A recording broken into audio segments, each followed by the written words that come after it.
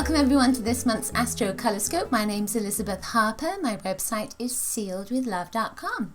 So the idea of the Astrocoloscope is that in a moment I'm going to pick 3 crystals from my crystal bag. I'll throw them into a circle of 12 houses. We'll see which houses the crystals are aligned with. Then I'll read the crystal energy, the colors, and the house energy that they're in. I'll also take a bead from my bead bag just to see what the influence of an extra piece of color is. Then the third thing is I'll take a card from the Voyager deck and I will ask you to take a look at the card. Hopefully you'll be able to see it properly. And I'll ask you to see which image in the card you're most attracted to, and what that image means for you. I'll be looking at the card as well and letting you know what I feel the influence is. So before we get started on your crystals, I just want to talk a little bit about what's going on this September with the astrological influences. So this is kind of a big month for aspects in the heavens. There is a sense of a shift, of a change, and it's almost like I almost feel like a breakthrough month for all of us. So from the 1st onward, there is a Venus-Mars conjunct, and it almost feels like it's a start of a breakthrough energy. Then on the 5th, the Sun is trine Pluto, and it feels like you're going to find something. And it might be that you find lost love. On the 6th, Venus goes direct. It's been retrograde for at least the last month, 6 weeks. There's a sense of not only finding something, but maybe finding that love for someone else, but also for yourself.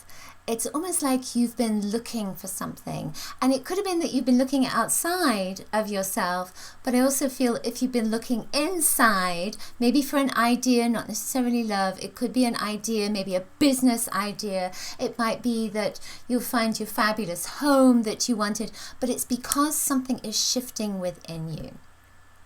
So then around the 8th, Mars and Uranus are trine, and that Mars energy is very much about passion. So we started out the month with Mars and Venus conjunct. So it's almost like there's a big influence of Mars, at least to me, for that first week of September. So I feel that there's passion. I feel that with Venus becoming direct, there's a lot of love energy that's starting to come out. So it almost feels like there's a big breakthrough, a dam that's opening up. Lots of love, lots of passion, lots of activity.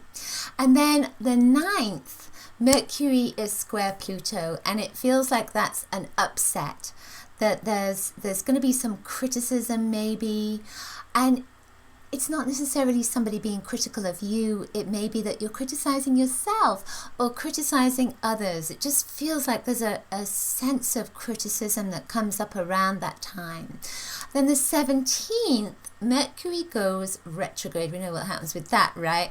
So communication goes a little bit off. But at the same time, Saturn moves into Sagittarius. Jupiter is opposing Neptune. And it feels like this is a wake-up time. It feels like there's a wake-up to reality. And that communication, it almost feels like you can no longer access something that you've been pretending has been in your life. So it's almost like you can no longer access that, and you can no longer pretend anymore. So your imagination, it's not that your imagination is going, it's just that what you've imagined to be true, what you've imagined to be your reality is no longer a part of your life. That's what I feel that energy is all around.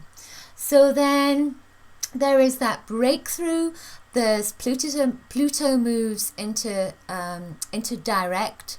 It's in Capricorn on the 24th. Get my words right here, and there's a feeling with that. That is a planet of transformation, and I feel almost as if again we're moving through this big breakthrough wake up call the whole of the month. It's almost like we're shaken awake with that, and then on the 27th. there is a supermoon, and this supermoon, there's a lunar eclipse that goes with this supermoon, and I feel, again, it's in Aries, so I feel that Mars energy is really coming through, and it, you know, there is still a feeling of a breakthrough, like something is breaking out, and it doesn't have to be negative, it can be really, really positive, but I feel as if whatever illusions you've had or whatever you've been playing with, you now have to get serious, and the illusions are no longer there, and it's almost like you are suddenly coming alive. So if you imagine, what I'm seeing is, I'm seeing this doll. So if you imagine you've been a doll, you've been like Pinocchio or something, and then suddenly you become a person. So that's the sense of it. That's the kind of movement of the energy through the whole month. There is a partial solar eclipse on the 13th, and of course that is around that fabulous new moon as well. So with the new moon in Virgo, it feels like you are making your wishes now, and those wishes are for the long-term future, that this is not about a quick fix, that this is a long-term energy. What is it you want in the next 5 years? And that's what it feels like. Ooh. That's what it feels like that new moon is about, and then the full moon is that culmination. It almost, again, feels like you are breaking out, you're breaking free. So it could be that you're breaking free of a relationship, but it could also, I really feel that it's breaking free of illusions. I felt this little shiver. When I get shivers, it's usually about the truth.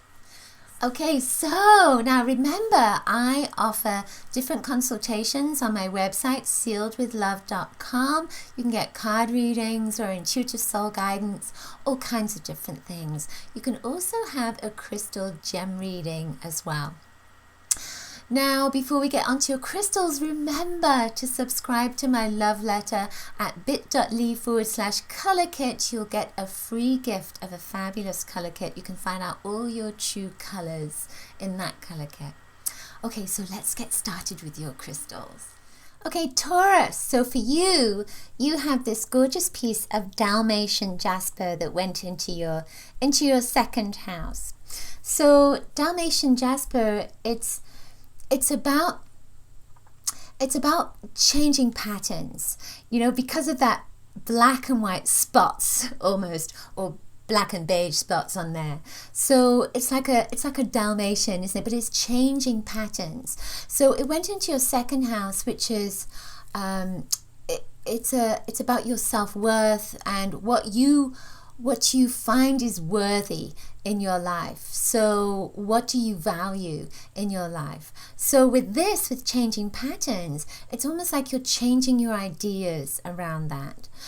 But I also feel that this is you changing a pattern that could have been negative for you. So something that maybe particularly around money and abundance, that you might be shifting a pattern within you now that links to how much money you're taking in, what prosperity means to you, how abundant you are, how you manifest things. So feel that you're shifting that energy. And at the same time, we have this bead that almost looks like a marble for you, and it's a rainbow bead, and it's white and clear. So it's interesting to me that you have these two themes, that, you know, the white and the clear in here, and then this beige and black at the same time. To me, I see the two themes. So it's almost like you are pushing negative stuff out of the way, anything that doesn't serve you, patterns that no longer relate to who you are in your life, and you're bringing in something. It's like you're cleansing that out, and you're bringing in something which is far more meaningful and has more value to you as well. And part of that is about your self-worth and about how you feel about yourself.